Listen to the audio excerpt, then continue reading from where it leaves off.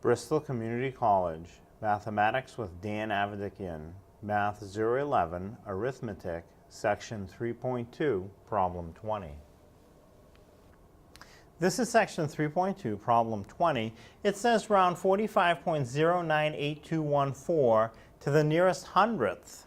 So it's the same number as the previous problem, but we're rounding to a different digit. So first, what we have to do is determine which position is the 100th position, and then decide if we bump it up or down. So the nearest hundredth, if you start at the decimal, the next one to the right is tenths position.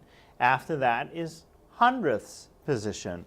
So the one that's we're gonna round to is the 9, and the one that'll determine what we do is the next one to the right of that. It's 8.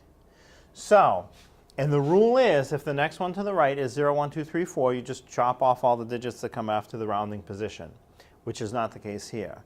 If the digit to the right is 6, 7, 8, or 9, you bump up the digit that's the rounding position and then eliminate all the ones that come after it.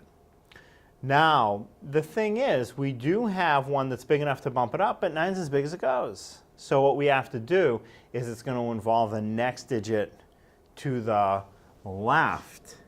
So it'll be 45 point. So if the 9 bumps up, it goes to a 0, and then the 0 is 0 plus 1 more. Rounded to the nearest hundredths is 45.10.